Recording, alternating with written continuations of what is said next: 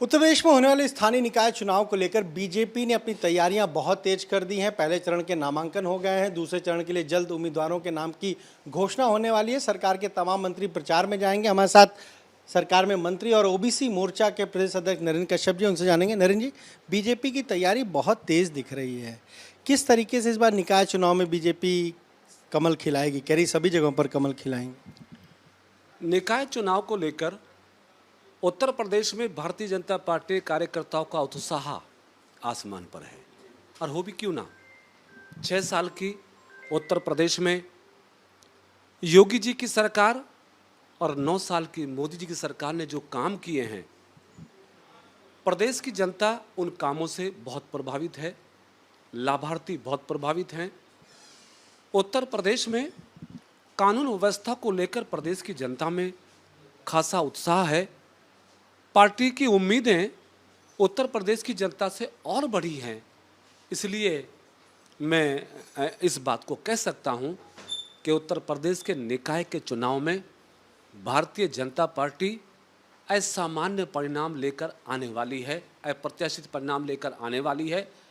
चूँकि जिस प्रकार से भारतीय जनता पार्टी का प्रत्येक कार्यकर्ता, मोर्चे का प्रत्येक कार्यकर्ता अपने दायित्व का निर्वहन करते हुए राष्ट्र को समर्पित होकर अपने दायित्व को निभा रहा है, निस्संदेह ये उत्तर प्रदेश का निकाय चुनाव भारतीय जनता पार्टी के लिए एक बहुत बड़ा संदेश लेकर आने वाला है। सवाल ये है कि आपने पहले चरण के 10 जो कैंडिडेट हैं वो घोषित कर दिए, ओबीसी समाज को भी प्रतिनिधित्व दिया है। दूसरे चरण के लिए भी नाम घोषित होने वाले हैं। लेकिन अगर बसपा की बात करें, उसने मुस्लिम वोट बैंक पर उसकी नज़र है। 10 में से 6 और माना जा रहा है अगले 7 जो मेयर होंगे जो दूसरे चरण में, उसमें भी 4 मुस्लिम कैंडिडेट होंगे। कहीं ना कहीं वो मुस्लिम वोट बैंक के सहारे बीजेपी को मात देने में जुटी है।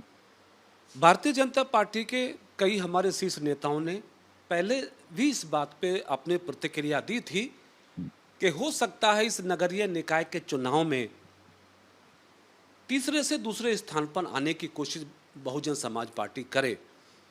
अब ये उनके मध्य का एक बात हो सकती है, लेकिन उत्तर प्रदेश में सबका साथ, सबका विकास, सबके प्रयास और विश्वास का जो मूल सिद्धांत भारतीय जनता पार्टी ने तय किया था, उस सिद्धांत के आधार पर मेयर, नगर पालिका अध्यक्ष, पंचायत अध्यक्ष के रूप में भारतीय जनता पार्टी ने अपने पुराने कार्यकर्ताओं को टिकटों में हिस्सेदारी देकर एक बात बिल्कुल साफ कर दी है कि हम तुष्टीकरण के आधार पर नहीं, हम धर्म के आधार पर नहीं, बल्कि कार्यकर्ताओं के समर्पण, काम के आधार पर प्रत्येक सीट पर कार्यकर्ताओं को अवसर दे रहे हैं। इसलिए बहुजन समाज पार्टी हो या समाजवादी पार्टी, अब उनकी तुष्टीकरण की नीति, जातिवाद की नीति उत्तर प्रदेश की जनता समझ चुकी है।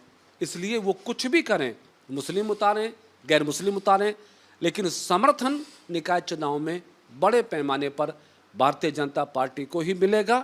क्लीन स्वीप हम इस तीसरी सरकार को बनाने में भी, पाने में कामयाब होंगे। स्वार में भी विधानसभा का उपचुनाव हो रहा है, जो अब्दुल्ला आजम की सदस्यता रद्द होने से सीट खाली हुई। अब की वहां पर बीजेपी और अपना दल गठबंधन ने पसमानदा समाज के व्यक्ति को उम्मीदवार बनाया, जबकि समाजवादी पार्टी ने वहां हिंदू कार्ड चला है। इसका नुकसान तो बीजेपी को नहीं होगा?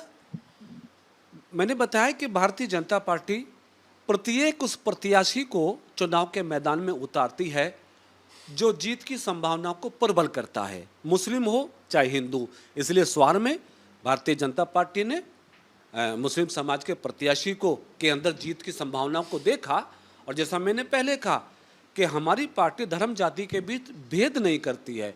हम किसी दुर्भावना से प्रेरित होकर कोई निर्णय नहीं लेते हैं, बल्कि सबको साथ साधने के लिए सर्वस्पर्शी समावेशी विचार को साधते हुए स्वार में भी हमारी पार्टी ने उम्मीदवार घोषित किया। इस बार उस सीट पर भी भारतीय जनता पार्टी को भारी विजय मिलने वाली है। लेकिन जिस तरीके से अगर स्वार की बात करें तो आजम खां बिल्कुल साइलेंट हैं। उन्होंने अपने परिवार से किसी को नहीं उतारा, किसी करीबी को भी नहीं उतारा। समाजवादी पार्टी ने वहाँ एक, हम कहें कि जो जिला पंचायत सदस्य थे उनको उतार दिया, अनुराधा को। तो क्या समाजवादी पार्टी में कुछ आपस में अंदरूनी कलह है? क्या बीजेपी को ऐसा लग रहा है?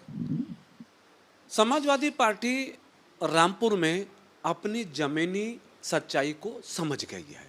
समझ इसलिए गई है कि भारतीय जनता पार्टी ने रामपुर की लोकसभा को जीता, भारतीय जनता पार्टी ने रामपुर विधानसभा को जीता जिन सीटों पर समाजवादी पार्टी अपना आधिपत्य समझती थी, उन सीटों पर भी वहाँ की जनता ने भारतीय जनता पार्टी को आशीर्वाद दिया। तो समाजवादी पार्टी को इस बात का मालूम है कि समाजवादी का कोई जादू अब रामपुर की किसी सीट पर चलने वाला नहीं है। इसलिए मैं समझता हूँ कि इस बार में भी समाजवादी पार्टी ने एक रस्म अदायगी ही की है।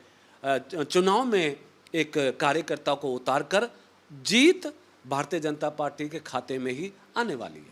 तो ये आपने सुना, क्या कहना है बीजेपी के पिछड़ा वर्ग मोर्चा के प्रदेश अध्यक्ष और सरकार में मंत्री नरेंद्र कश्यप का। साफ तौर पर कह रहे हैं कि स्थानीय निकाय के चुनाव में भी बीजेपी ज़्यादातर निकायों में जीत हासिल करेगी, और स्वार में कह रहे हैं कि समाजवादी पार्टी ने केवल कैंडिडेट उतारकर एक रस्म अदायगी की है।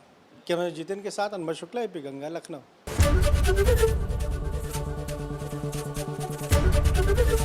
एबीपी गंगा, खबर आपकी, जुबान आपकी।